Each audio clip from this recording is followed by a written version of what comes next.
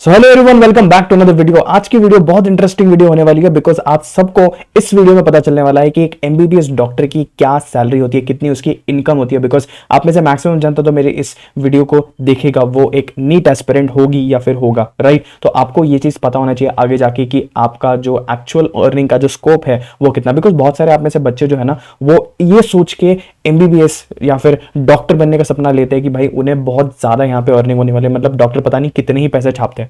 But इस video में मैं आपको यहाँ पे रियलिटी बताने वाला हूँ। यहाँ पे कोई सही और गलत वाली रियलिटी की बात नहीं होगी, डार्क रियलिटी ये वो सब हाइप करने वाली चीज अपन नहीं करता है। सीधा सीधा आपको बताऊंगा कि एक्चुअल में सैलरी क्या होती है based on all collected data. यहाँ पे मैं आपको इंटर्नशिप की सैलरी सारे स्टेट्स की बताऊंगा, यहाँ पे पीजी में आपको कितनी सैलरी मिलती है, उसके बाद आपको कितनी सैलरी मिलती है, वो सारा इस वीडियो में डिस्कस करेंगे। अगर आप मुझे नहीं जानते तो मैं आपको बता दूं, my name is Raj Sandeep Bhosale. I am currently a final year MBBS student at government medical college and hospital Dhule.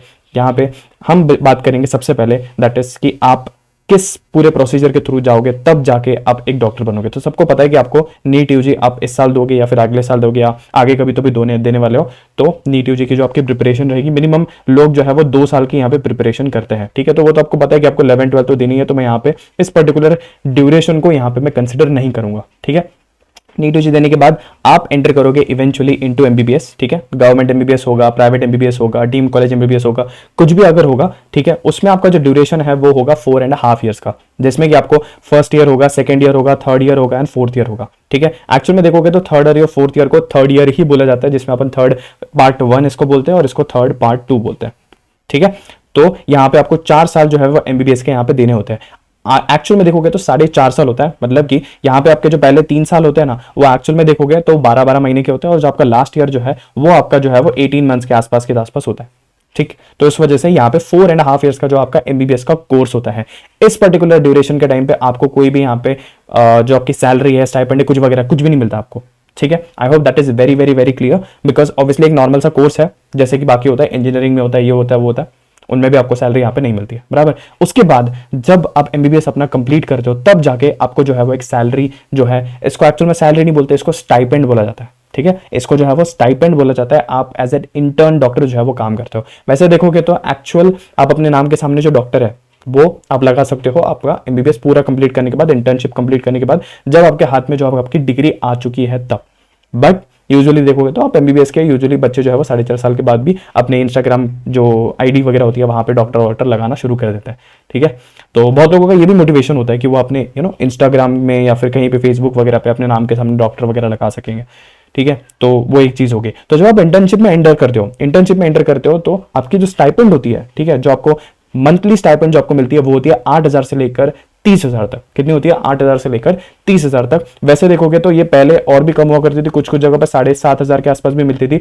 But आज के टाइम पे देखोगे ये 8,000 जो है ना उसको भी बहुत सारे जगहों पे 8,000 से और भी ज्यादा बढ़ा दिया गया है। मिनिमम 10 से लेकर 12,000 तो ऑलमोस्ट हर जगह पे मिल ही जाती है, ठीक है। तो ये आपको चीज ध्यान में रहनी चाहिए। इंटर्नशिप कंपलसरी होती है, दैट इज 1 साल की कंपलसरी इंटर्नशिप आपको करनी ही पड़ती है। भले ही आप किसी भी पर्टिकुलर कॉलेज से हो, एमबीबीएस के, गवर्नमेंट से हो, प्राइवेट से हो, डीम्ड से हो, हर जगह पे इंटर्नशिप इज कंपलसरी। तभी जाके आपको इंटर्नशिप कंप्लीशन सर्टिफिकेट मिलेगा, फिर जाके आपका ग्रेजुएशन होकर आपको एक डिग्री हाथ में मिलेगी। अब ये एक डेटा मैंने आपके सामने यहाँ पे प्रेजेंट करने का ट्राई किया है कि आपको कौन सी जगहों पे कितना कितना स्टाइपेंड यहाँ पे मिलता है पर मंथ, ठीक है। अगर आप एम्स की बात करोगे तो आप किसी भी पर्टिकुलर एम्स में चले जाओ, यहाँ पर आपको 30,000 तक की सैलरी मिलने वाली है। पहले ये सैलरी कम हुआ करती थी, रफली अबाउट 23,500 के आसपास हुआ करती थी। बट अगर आप लेटेस्ट नोटिफिकेशंस पढ़ोगे तो उसमें क्लियर कट मेंशन कर दिया गया है कि सेंट्रल गवर्नमेंट के जो कॉलेजेस है उनमें आपको 30,000 तक की सैलरी स्टाइपेंड जो है वो मिलेगा पर मंथ, ठीक है। स्टाइपेंड आपको 30,000 के आसपास मिलेगा पर मंथ। असम में जाओगे तो वहां पे 30,000 ऑलरेडी पहले से ही था,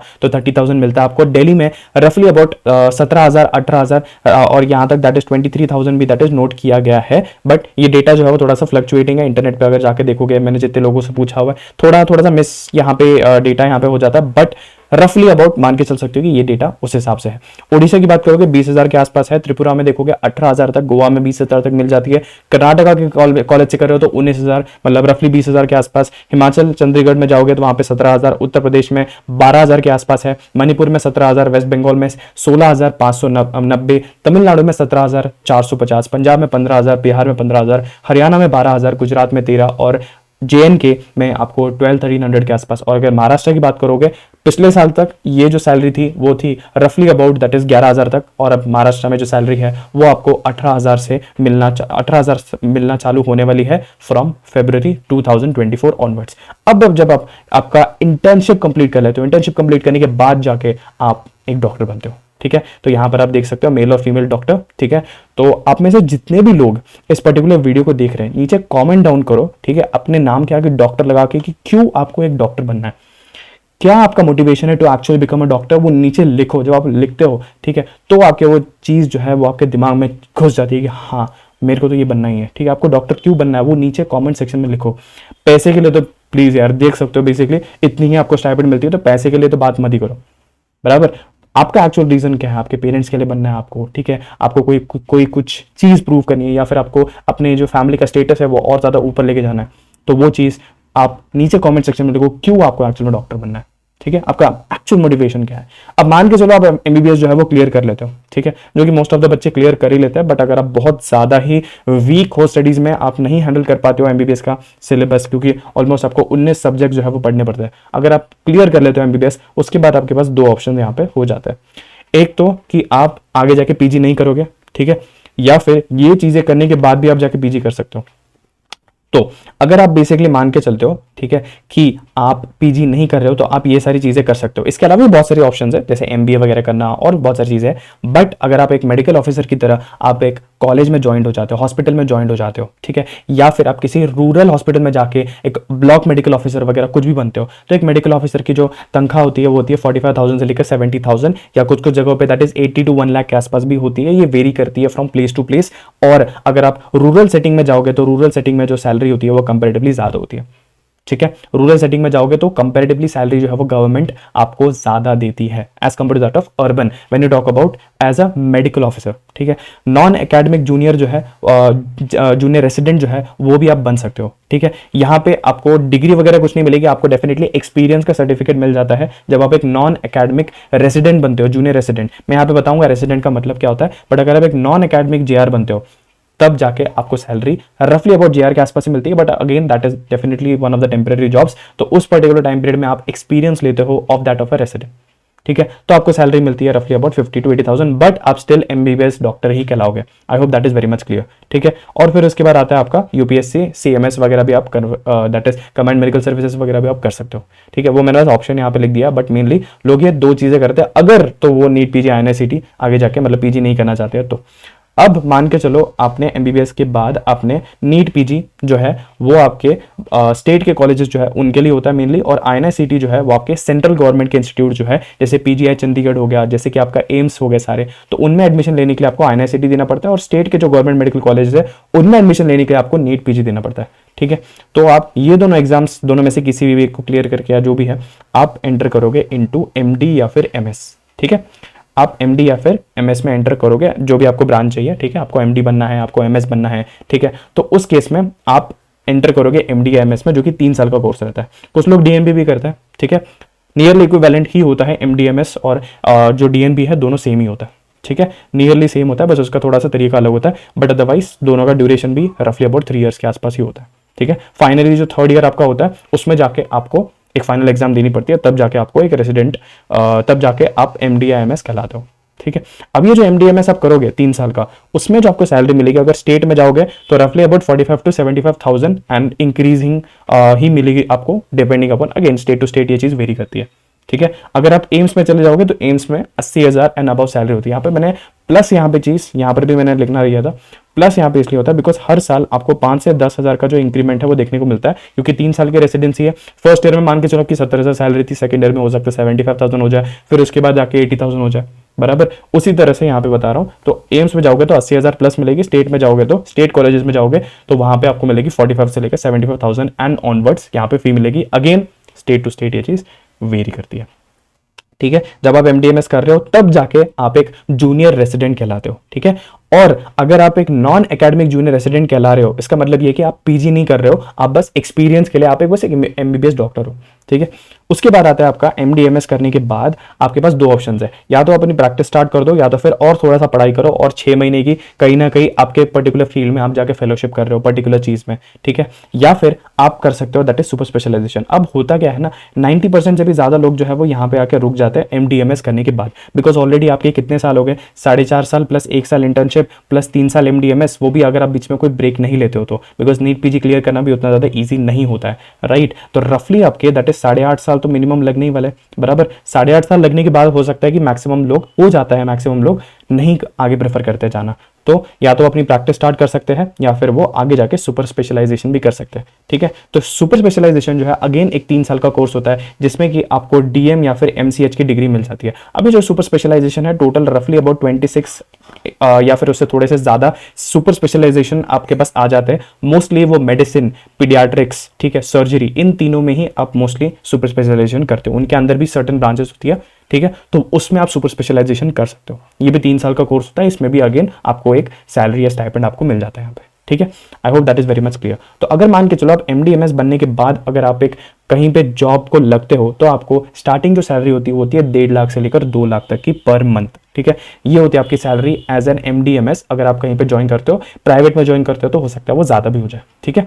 अगर आप स्टार्टिंग सैलरी बात करोगे दैट इज एक सुपर स्पेशलिस्ट की DM MCH, इवन दो इसका कोई रूफ नहीं है, कोई ऊपर वाला लिमिट नहीं है, बट स्टिल मान के चलो कि 2 से लेकर 3.5 लाख पर मंथ तक आपको मिल सकता है। जैसे जैसे आपका एक्सपीरियंस इंक्रीज होगा वैसे वैसे आपका जो सैलरी है वो इंक्रीज होता जाता है। अगर आप खुद का दैट इज, अब यहाँ पे जब मैं बोलता हूँ स्टार्ट प्रैक्टिस, तो यहाँ तो आप खुद का क्लिनिक भी डाल सकते हो या फिर आप खुद दैट इज कहीं पे जॉब भी कर सकते हो। इनिशियली क्या होता है, लोग क्लिनिक नहीं डालते, what they do is they go for taking experience, ठीक है। आप दूसरे हॉस्पिटल्स में जाओगे, वहाँ पे काम करोगे किसी अंडर कंसल्टेंट के अंदर, वहाँ पे जाके फिर आप और ज़्यादा एक्सपीरियंस लोगे। बिकॉज देखो MBBS जो है वो आपके स्किल्स के ऊपर बहुत मैटर करता है, बिकॉज आपका हाथ में जो है वो किसी की लाइफ है, ठीक है।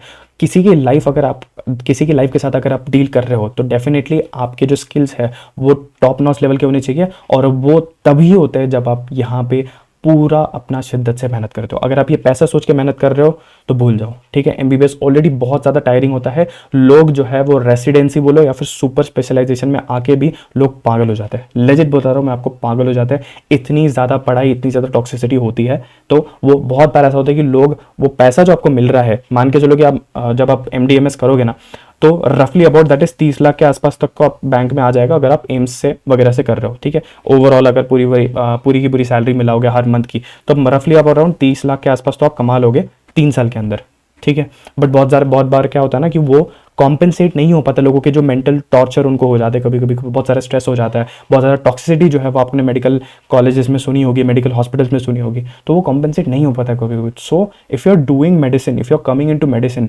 Do it for your passion, ठीक है। बहुत ऐसे लोग मैंने देखे जिनको बिल्कुल पैशन नहीं है मेडिसिन का, जिनको बिल्कुल मेडिसिन पढ़ने का इच्छा ही नहीं है, they eventually they drop out और they continuously fail in this course, ठीक है। आगे जाके भी हो सकता है वो प्रैक्टिस ना भी करे, है ना, क्योंकि आप देख रहे हो यहाँ पे मैंने एक इमेज रखा है आपके रेफरेंस के लिए कि कैसे आप एक यंग डॉक्टर हो जब आपने MBBS एंटर किया, बाद में जब आप निकलोगे एज अ स्पेशलिस्ट तब आपकी देख सकते हो दैट इज एज, तो आपका जो 20 से लेकर जो 30s है वो पूरा का पूरा खत्म, समझ रहे हो, 20 से लेकर 30s। तो यहाँ पे मैं डराने की कोशिश नहीं कर रहा हूँ, आपको एक्चुअल रियलिटी बताने की कोशिश कर रहा हूँ, ठीक है, कि MBBS में अगर आप एंटर कर रहे हो तो यू एंटर फॉर दिस, ठीक है। यहाँ पर आप देख सकते हो कि जो पेशेंट्स को सेव करने की जो एबिलिटी है वो आप में तभी आती है जब आप अच्छे से पढ़ रहे हो, यहाँ पे जब आप मान के चलते हो कि हाँ मुझे मेडिसिन पसंद है, तभी जाके ये एबिलिटी आप में आती है और आप किसी के एक्चुअल में लाइफ बचा पाते हो। तो इसलिए मैंने स्टार्टिंग में भी बताया था कि नीचे कमेंट सेक्शन में मेंशन कर देना कि आपको क्यों एक्चुअल में एक डॉक्टर बनना है, ठीक है। सिर्फ फेम के लिए बनना है कि भाई मेरे को डॉक्टर लगाने, टैग लगाने का मौका जो है वो यहाँ पे मिल जाएगा, या फिर मुझे सिर्फ पैसे के लिए चाहिए, देन डोंट कम, ठीक है। अच्छा लगता है पढ़ना, अच्छा लगता है, हाँ हो सकता है कि आपको दैट इज स्टार्टिंग में बहुत ज़्यादा इंटिमिडेटिंग लगता हो, ठीक है। हो सकता है आपको नीट की ही पढ़ाई जो है वो बहुत ज़्यादा डिफिकल्ट लगती है, वो बहुत लोगों को लगता है, ऐसा कुछ नहीं है कि आपको अगर नीट का एग्जाम जो है वो बहुत ज़्यादा डिफिकल्ट लग रहा है, ठीक है, आपसे मतलब स्टिल आपके मार्क्स थोड़े बहुत आ रहे हैं बट डिफिकल्ट लग रहा है, तो क्या मैं आगे जाके MBBS का डॉक्टर नहीं बन पाऊंगा? ऐसा नहीं है। आपका डिफिकल्टी लेवल को हैंडल करने का जो पार्ट है वो भी आपका बढ़ता जाता है। पहले आपको नीट हार्ड लग रहा होगा, फिर आप MBBS में आओगे आपको नीट जो है इजी लगने लगेगा, MBBS का फर्स्ट ईयर क्लियर करोगे, सेकंड ईयर में जाओगे आपको लगेगा फर्स्ट ईयर बहुत ईजी था, and so on word, second third fourth year ऐसे चलता रहता है। तो डिफिकल्टी आप अडेप्ट करने लगते हो, समझ रहे हो। तो इसलिए जो आपको डॉक्टर बनना है उसका आपको रीज़न फाइंड आउट कर लेना चाहिए, क्योंकि अभी और 3 मंथ्स बाकी है। और अगर आप इस मोड ऑफ प्रिपरेशन पे हो यहाँ पे, ठीक है, जहाँ पे आपके 500 या 500 से ज़्यादा मार्क्स बन रहे हैं, तो मैं आपको बोलूँगा आपके पास बहुत हाई चांसेस है, ठीक है, कि आप इस साल सिलेक्शन लेने वाले हो। तो अपना एक मोटिवेशन ढूंढो, अपना एक रीज़न ढूंढो कि आपको क्यों बनना है, एंड इवेंचुअली आप उसके आगे जो 600 के आगे का जो स्कोर है वो आप डेफिनेटली प्राप्त कर सकते हो, बिकॉज आपको पता है कि 600 से ज़्यादा आपको स्कोर करना ही पड़ेगा, राइट। सो बाकी भी जितने भी बच्चे हैं जिनके 500 से भी कम मार्क्स वगैरह आ रहे हैं, तो आपको मायूस नहीं होना है, आपको लगे रहना है, लगे रहना है, because that's what doctors do, ठीक है। अगर आपको किसी की जान बचानी है ना, तो आपको उस जान बचाने के वर्थ इट भी होना पड़ेगा। ऐसे नहीं कि कोई भी ऐरा गैरा इंसान जो है दैट इज ऐसे ही जान बचा सकता है। उस पर्टिकुलर इंसान में वो कैपेबिलिटीज़ होनी चाहिए, वो एबिलिटीज़ होनी चाहिए, समझ रहे हो। सो आई होप वीडियो जो है आपको अच्छा लगा हो, वीडियो इन्फॉर्मेटिव लगा होगा। ज़्यादा से ज़्यादा इस वीडियो को शेयर करिए और चैनल को सब्सक्राइब करिए अगर तो आपको हेल्पफुल लगता है ये कंटेंट, ठीक है। मैं मिलता हूँ आपसे अगली वीडियो में। Till then bye bye.